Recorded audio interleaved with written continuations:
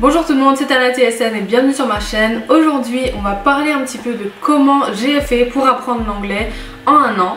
Et on va parler de tout ça pendant que je vais faire mes cheveux, tout simplement parce que il fait beau, je vais sortir. Donc il faudrait bien que je coiffe mes cheveux et en plus je viens de les laver, donc ça tombe bien et on va parler de ça tout de suite. Pour mes cheveux, je pense que je vais faire une coupe qui est soit vers le haut, soit vers le bas, parce que comme il fait 27 degrés dehors, je n'ai pas envie d'avoir ni de traces de mes cheveux, par exemple sur mon dos, sur mon devant par exemple, comme vous allez voir ici. C'est sûr que je vais prendre, parce que je vous rends super vite au soleil, c'est sûr que là je vais avoir des petites, vous savez là, des petites marques en tout cas. Il faut que je les attache, soit en haut, soit en bas, et comme vous pouvez le voir, mes cheveux ont très bien poussé, donc il faut que je les attache.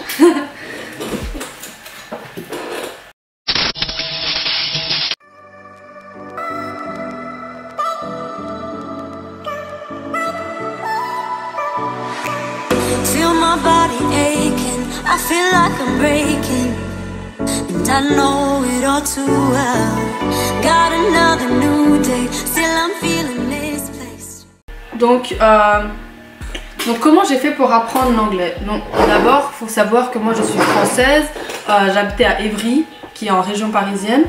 Et donc à l'école, on m'a introduit, et vous savez, on a soit l'option espagnol et anglais. Anglais c'est obligatoire, vous savez, soit espagnol et allemand. En tout cas, moi dans l'anglais, en classe d'anglais du moins, j'étais jamais très confortable parce que honnêtement j'avais tous mes amis avec moi en classe d'anglais et tout le monde se moquait des uns des autres, on se moquait chacun des autres. Donc pour moi ça m'a vraiment complexée et j'avais peur de prendre la parole, etc. Genre je faisais mes devoirs et tout, je comprenais un petit peu, mais j'allais pas parler, et c'est ça qui m'a vraiment reculé dans mon apprentissage d'anglais en France, tout simplement. Après, arrivé au lycée, il n'y avait plus trop d'anglais, etc. Donc franchement, c'était pas super facile. Mais là où j'ai vraiment appris, c'est quand j'étais en immersion. Mais ça, on va parler un petit peu plus tard parce qu'il faut que je vous raconte d'abord quand je suis arrivée au Canada, comment c'était, etc. Donc je suis arrivée au Canada, bien sûr, on a été à Montréal parce qu'on parle que français, on ne parlait pas anglais encore. Et du coup, c'est vraiment difficile de faire ses cheveux en même temps que parler parce que j'essaie de bien vous expliquer sans être trop confus, mais bon. Et en fait on est arrivé à Montréal et bon, on se dit Canada c'est bilingue, etc. et tout. Donc moi mes cours d'anglais et tout, j'avais grave un peu de l'appréhension parce que je me disais oh là, tout le monde va savoir parler anglais dans mes classes et tout, et je vais être la seule qui va pas savoir et tout. Mais heureusement je n'étais pas la seule. Et j'avais quand même des amis qui m'ont aidé. Bon, on se moquait des fois un peu de moi parce que c'est sûr que quand tu dis de, comme de au lieu de the, or like, vous comprenez, avec des petits accents français et tout ça, donc c'était un peu marrant pour eux. Mais ça va, c'était rien de méchant, vraiment, c'était pas comme en France où vraiment c'était genre de la pure moquerie, etc. Et aussi, je voudrais dire que l'anglais, quand on apprend l'anglais en France, c'est vraiment différent parce qu'ils essaient de nous apprendre un peu l'anglais, vous savez, de l'Angleterre, et c'est vraiment compliqué. Je sais pas pour vous, mais pour moi je trouvais ça super compliqué. Ceux qui apprennent l'anglais maintenant et qui apprennent l'anglais britannique, vous me direz si vous trouvez ça compliqué, mais en tout cas moi je trouve que l'anglais canadien du moins, ou américain du Nord, il est vraiment plus facile à apprendre, je trouve, parce que c'est plus facile à prononcer. Il n'y a pas forcément à avoir, vous savez, quand ils vous font en classe pour faire toutes les prononciations, etc., qu'il faut vraiment accentuer. Par exemple en France on disait dire the alors que c'est de. C'est vraiment compliqué. Donc ensuite voilà, après moi l'anglais franchement ça allait super bien et tout, mais bon ça allait pas super vite. À ce moment là ça allait pas vraiment vite, c'est pas là où j'ai vraiment bien appris mon anglais, parce que Montréal c'est, moi où j'étais, en tout cas dans la partie où j'étais de Montréal, c'était plus majoritairement français et je pouvais parler français avec tout le monde, à part dans mon club de basket où c'était juste de l'anglais. Et même là j'avais du mal à comprendre mes coachs et tout ça, genre des fois je disais oui mais j'avais rien compris, des trucs comme ça et tout ça. Il y a plein d'histoires comme ça, mais au moins mes teammates elles étaient françaises, bon, elles parlaient français, donc ça m'a vraiment beaucoup aidé, tu vois. Mais à part ça, franchement c'est pas là où j'ai appris le plus. Là où j'ai appris le plus c'est quand je suis partie dans une école anglaise, totalement anglaise. Et là je peux vous dire que l'immersion franchement ça m'a changé. Parce que honnêtement avant cette immersion là, moi et l'anglais on faisait que deux. En gros je savais pas parler anglais du tout. Bah du moins je comprenais des petits trucs, vous savez, hello, hi, yes, no, des trucs simples tu vois. Mais à part ça c'était vraiment compliqué, genre vraiment compliqué. Pour vous dire, un jour on avait des ordinateurs en classe et tout. Et j'utilise mon Shea Moisture, le lait d'abord, et ensuite je vais utiliser mon propre gel, bien sûr, que je teste, et ensuite que je commercialiserai plus tard. Mais voilà, en tout cas. Et en fait, pour vous dire, un jour, tellement je comprenais rien, dans mon école, il y a mon prof d'économie, on avait le droit à nos ordinateurs et tout, et il me regarde et il me dit Are you recording me? Et ça veut dire genre est-ce que t'es en train de m'enregistrer, est-ce que t'es en train de me filmer, ou je sais pas ce qu'il avait dit, un truc comme ça. Et genre moi je lui dis yes, parce que moi en fait ma façon, comment je faisais pour faire genre je comprenais et tout, parce que dans cette école là faut savoir que oui il y avait des français mais on était vraiment pas beaucoup, genre 4-5, et on était pas, dans ma classe il y en avait presque pas, genre il y en avait un ou deux. Donc là moi j'ai dit yes, mais je savais pas en fait qu'il me demandait si j'enregistrais, on n'a pas le droit de faire ça, genre c'est pas bien à l'école de faire ça et tout ça. Et en fait, bon je suis un peu longue hein, mais en fait j'étais pas en train de l'enregistrer et genre il a commencé à snap, il a crié sur moi et tout. Non c'est pas bien, faut pas faire ça, non non non. Et jusqu'à il est venu derrière mon ordinateur, il a vu qu'en fait j'enregistrais pas, j'étais en train de prendre mes notes normales, j'avais rien d'ouvert, même pas mon internet, rien, genre même pas de réseaux sociaux, rien, j'étais vraiment sur Word en train d'écrire ce qu'il écrivait au tableau tout simplement. Et depuis ce jour-là, genre il m'a dit est-ce que t'as compris, did you understand what I just told you? Et j'ai compris, genre il a dit understand, après moi j'ai dit non non non non non, parce que j'ai compris, genre j'avais du mal à comprendre tout ça, tout le monde rigolait dans la classe. Et après, il y a une amie qui m'a dit non mais en fait il t'a demandé si t'étais en train d'enregistrer. Après je dis ah non non non non non et tout. Et j'avais tellement peur parce que pour avoir des sanctions et tout, des heures de colle entre parenthèses etc. Et moi franchement je suis vraiment j'essaie de ne pas avoir tout ça etc, d'être bonne élève et tout. Et en fait là j'avais tellement eu peur parce qu'en fait j'ai rien compris et moi j'ai dit oui. Donc là ça c'était ma plus grande erreur. Bon, après ça m'arrivait plein de fois, il y aura plein de fois où je disais des trucs genre que je disais yes yes yes ou non non non, en fait je comprenais rien. Mais en fait l'immersion ça m'a permis de, comme si ça m'a forcé d'apprendre. Et en fait au fur et à mesure, il y a un mot par-ci, un mot par-là que tu reconnais à chaque fois dans les phrases des gens.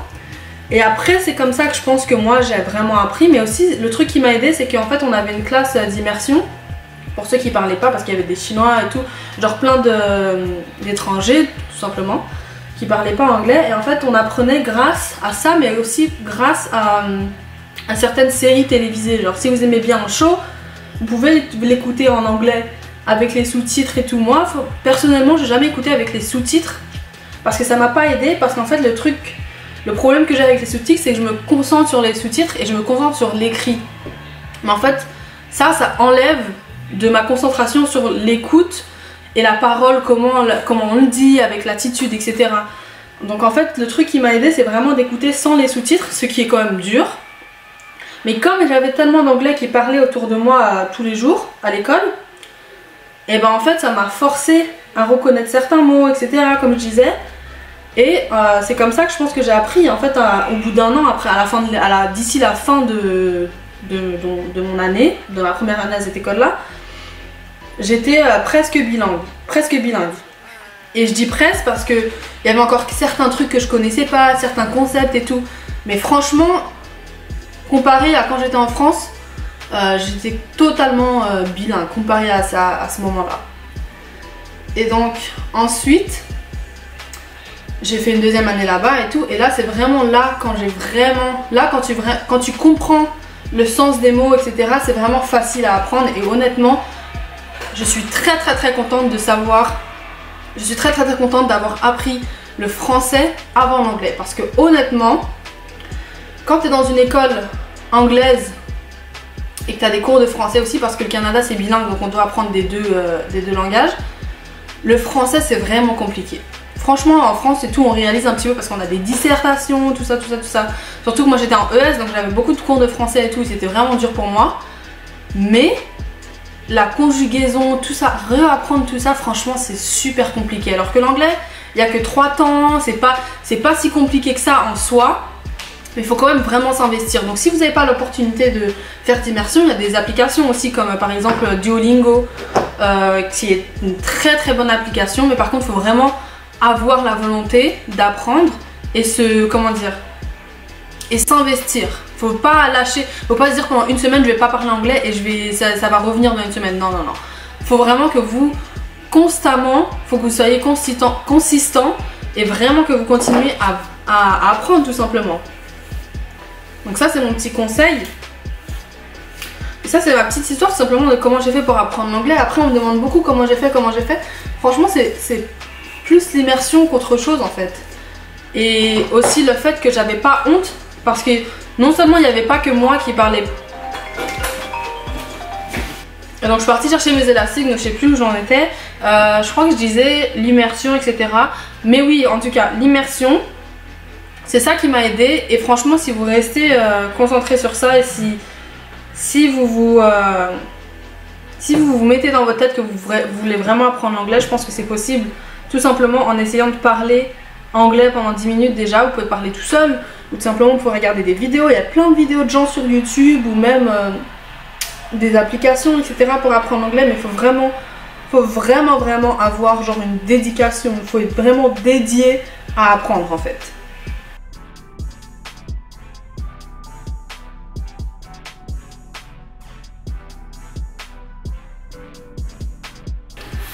Ah oui, et je tiens aussi à dire que franchement ça ne va pas être facile. Ne vous dites pas oh ça va être facile, en 2 mois je vais apprendre et tout. Faut être optimiste, oui, mais faut pas non plus se dire en 2 mois c'est sûr que je vais apprendre et tout. Ou même en 1 an, genre faut pas se donner le temps. Faut vraiment juste se concentrer sur apprendre et parler. Parce que c'est comme ça que vous allez apprendre plus vite. Et en vous donnant des limites, des fois oui c'est bien de se mettre par exemple un but et tout. Un temps limite et tout, c'est bien pour se motiver, mais des fois ça marche pas et des fois justement ça marche dans le sens contraire, genre à vous donner une limite d'1 mois disons et que vous pensiez avoir d'ici là appris genre allez 50 mots, 50 phrases etc. Et si vous le faites pas parce que tout simplement c'est plus difficile que ce que vous pensez, vous allez être déçu, ça va comme un peu enlever cette motivation que vous aviez. Donc franchement moi je vous conseille de tout simplement vous concentrer sur apprendre. Écouter des émissions que vous aimez par exemple, ou même le plus facile, le truc qui m'a vraiment aidé, c'est d'avoir écouté des émissions que j'écoutais en français mais dans la version anglaise. Et honnêtement vous allez voir déjà ça change parce que déjà vous allez voir les acteurs qui parlent, vous allez enfin pouvoir reconnaître ou lire sur leurs lèvres. Ça va être changeant, vous allez entendre la vraie voix des acteurs etc. Mais aussi le truc qui aide, c'est que tout simplement vous avez déjà vu les épisodes ou le film même, et du coup vous allez vous rappeler des moments, vous allez savoir quelques scènes, qu'est-ce qui s'est passé, donc vous allez quand même comprendre, et là votre cerveau va commencer à travailler et commencer à comprendre simplement l'anglais, comprendre les mots, vous allez capter sur des mots peut-être que vous avez déjà appris auparavant ou que vous êtes tombé dessus par exemple dans un dictionnaire ou quoi que ce soit. Mais franchement c'est utile d'utiliser des vidéos et des films et des séries et tout ça. Après c'est pas la seule chose que vous devez faire. Je conseille aussi quand même de essayer de parler à quelqu'un si vous pouvez, si vous pouvez pas. Vous pouvez toujours aller sur YouTube bien sûr comme je vous ai dit et parler à vous-même ou même... Vous savez juste... En fait faut juste pratiquer. Je pense que c'est ça le truc. Il faut vraiment pratiquer parce que en fait dans l'immersion ce qu'on fait c'est vraiment pratiquer. Tous les jours je suis obligée de parler anglais, tous les jours je me lève, je dors, tous les jours en fait je suis obligée parce que toutes mes classes étaient en anglais à part ma classe de français bien sûr, mais toutes mes classes étaient en anglais, tous mes amis parlaient majoritairement anglais etc. Donc c'était vraiment un truc pour moi où j'étais obligée, si je voulais parler à quelqu'un j'étais obligée de parler en anglais, si je voulais aller quelque part j'étais obligée de parler en anglais, si je voulais aller au gym, au basket pour demander la permission etc. d'en rentrer tout ça etc. je vais parler en anglais. Donc il y avait vraiment tout qui me poussait à parler anglais, donc c'est vraiment ça aussi qui m'a motivée à vouloir apprendre plus et aussi à parler. Parce que franchement, oui, lire en anglais, etc. c'est bien, etc. Mais parler, c'est vraiment différent, je trouve.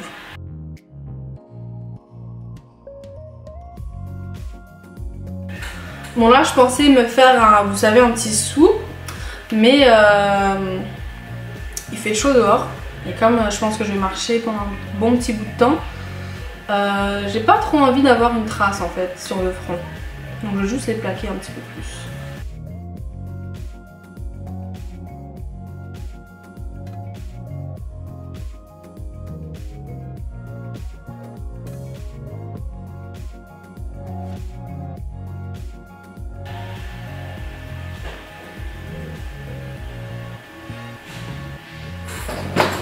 Et donc voilà, j'ai fini mes cheveux. Donc là je fais une petite tresse.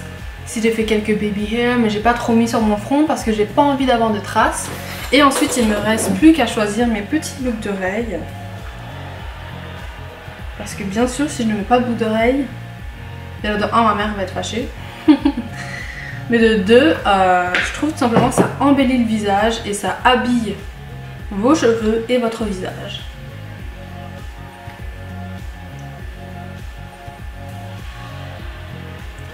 J'ai pas besoin d'utiliser des grosses boucles d'oreilles ou quoi que ce soit, franchement, c'est juste des petites boucles d'oreilles.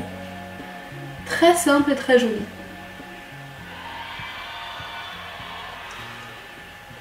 Bien sûr, vous retrouverez tous les produits que j'ai utilisés dans cette vidéo en dessous dans la description.